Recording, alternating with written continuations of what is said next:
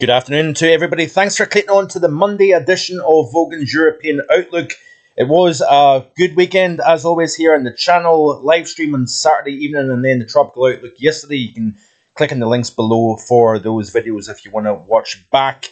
These were the temperatures yesterday then. A distinct east to west split in our weather thanks to a northeasterly airflow coming around the core of a high that is situated up over Iceland, where we've seen record-breaking warm temperatures over the weekend in Iceland as well. So that core of high pressure centred well to the northwest of the UK and Ireland is generating a northeasterly airflow. So temperatures only 15 at Wick, 14.8 in Inverbervie, but further west it was 24.4 at Altahar, 26.6 at Tulloch Bridge, and 26.1 in Prestwick here. So teens on the east coast, upper 20s on the in the west of the country, and current temperatures look like this here.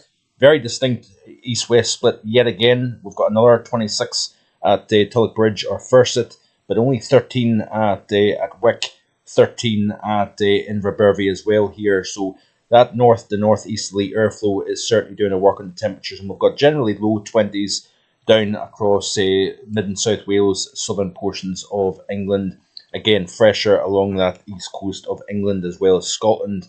Northern Ireland not doing too bad at all. We've actually got 25 Celsius up in the northwest of Northern Ireland, 24 in Donegal, and generally upper teens, low 20s across much of the Republic of Ireland this afternoon. Looking at the current temperatures across the continent then, and you can see that we've got some warmth returning back into southern Norway and Sweden, still fresh across the north of Europe, as can be seen here. You've got that east-west split across the UK and Ireland, and some warmth to speak about. We've got 40s yet again across the south of Spain, where I believe we've got a mean temperature for the first half of August in parts of south-central Spain that is into the 40s for the month, through the first half of August, which has got to be the warmest open to an August on record, or at least warmest first half to August for parts of Spain.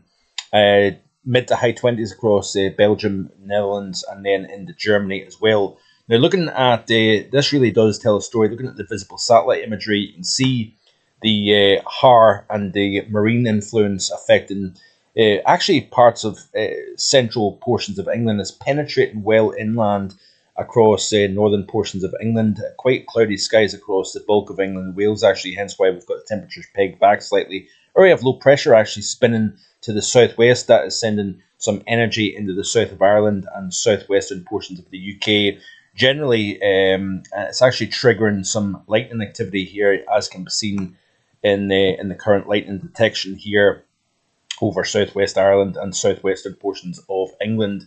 Back to the visible satellite imagery then, and we zoom into the UK, you can actually see the influence of the North Sea and that cool waters and the air blowing across it. So you've got pretty much Har hugging the coasts here. So you've got the Murray, Cromarty, and Dornoch Firths shrouded in that low cloud this afternoon. We've got some high level clouds across parts of the Central Highlands, southwestern portions of Scotland as well. But generally, further west you go, away from that influence of the water, you're seeing the temperatures responding, and then you've got quite a lot of influence of the North Sea penetrating deep into England, and even extending into the north of Wales as well. There's that frontal system that is bringing some energy, a little bit of convective element to that as well across southwestern England and southern portions of Ireland.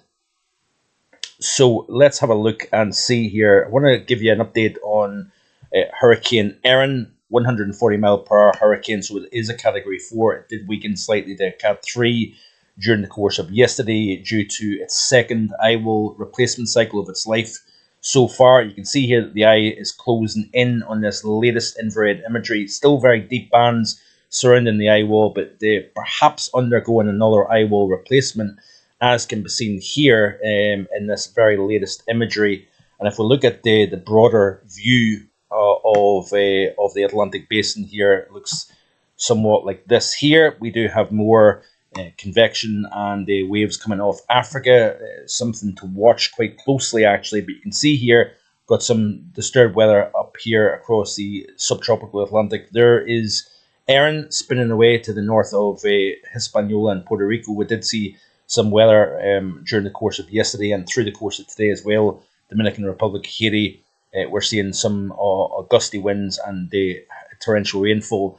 This system here over the central Atlantic, quite far to the south actually, and then we've got another feature that is exiting the African coastline at the time of this recording. So, latest information then of NHC is as follows. We've got like I say, Cat 4, 140 mile per hour, 935 mile per hour hurricane.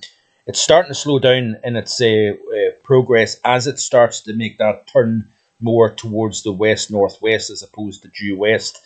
And that tends to slow down the forward speed of these systems.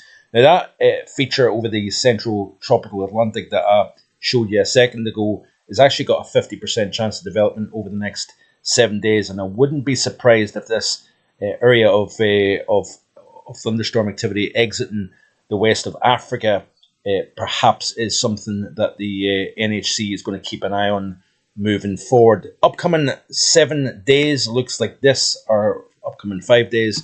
There's that high centered over Iceland, northwesterly, northeasterly airflow around that. We've got a trough that is over northern portions of Europe at the moment here. So this trough over Scandinavia, ridge over Iceland means we've got more of a north to northeasterly component to our flow, with always that chance of areas of low pressure caught underneath that, drifting some energy northwards here. Looking at the temperature anomalies over the next 5 days, and it is somewhat cooler than average across much of central and northern Europe, including the UK. Much of central and eastern UK is actually below average over the next 5 days or so here. Warmer than average across Ireland and Northern Ireland, and western areas will probably be average to above average in terms of temperature. Looking at this graphic here, you can see the upper level temperatures at 850. This is for London off the GFS, going well above average at the moment, down below average, but then it recovers around about the 25th, 26th of August here. So it looks as if there's a relatively brief drop in temperature thanks to that northeasterly airflow dragging in something colder. But it looks as if there is a pretty decent consensus that we go at least back towards average, if not above average, for London. This is for Inverness at the other end of the UK, and it must be updating, unfortunately, so I can't show you much more, than that. Looking at the NAO then, it's tanking into its most negative since way back in the springtime, so that is quite interesting to see. And let me just show you the latest charts then. Little in the way of rain over the next week or beyond that, and that is something perhaps of concern. Now, obviously, we've got Erin over the next week or so. Not a huge amount to go with in terms of its influence on the pattern, but if we play through this graphic here, we'll look at the Atlantic in a second here. But you notice that there's that big block big block of high pressure to the north of the UK, up over Iceland and Greenland at the moment here. Hence why we've got that tanking of the NAO. There's those areas of low pressure trapped underneath that block. Now, if we play through this loop, we've got the first area of low pressure. So there's Erin here, moving northwestwards. It looks as if it's heading towards the United States, but it is going to take a turn to the north and northeast. But this area of low pressure here, we're watching carefully first. As we play through, it looks as if it's not going to have any real influence on the UK. What it will do is indirectly enhance the area of high pressure over our part of the North Atlantic here. So therefore, it's going to almost reinforce high pressure dominance through the rest of this week. And in fact, the center of that high starts to build back in over the top of the UK. As you can see here, by the time we reach the upcoming bank holiday weekend, what that'll do is it's going to slow down the winds. It's going to ease off that onshore component. And with sunshine, we should see the temperatures responding back above average once again, with the high building overhead. That means we're not going to see as much in the way of wind or flow and especially onshore flow. So that should allow the temperatures to warm up. By this stage, this is Saturday the 23rd, there's Erin now moving in a northeasterly direction into the North Atlantic here. Again, if you notice here, by Sunday the 24th, we've got Erin, 950 millibar, extra tropical system. By this stage, it's got frontal systems. It's changed over from a warm core to a traditional baroclinic area of low pressure. But it is a deep low, and it has likely influences on our pattern. Now, as you notice here, as we move all the way into the a week today, which is the 25th of August, we've still got this system west of the UK and Ireland with high pressure over our part of Europe here. So therefore, the influence is that we're seeing high pressure become kind of almost reinforced due to the presence of this area of low pressure. Now, let's have a quick look at the 850 temperatures real quick and see what it's showing. So it's actually indicating that we may start to pull in some warmer air ahead of this system. So high pressure slides a little bit to the east. The area of low pressure, the remnants of Erin, then edges out a little bit closer to the UK and Ireland. Southwesterly winds or southerly winds. It's going to pull some warmth back northwards. So that is quite possible. If we go back to the overview chart here, it'll be interesting to see whether this system then moves across our shores. Now, it looks as if it perhaps generates a new area of low pressure. This is obviously in fantasy land. So this is just literally talking about it rather than a forecast.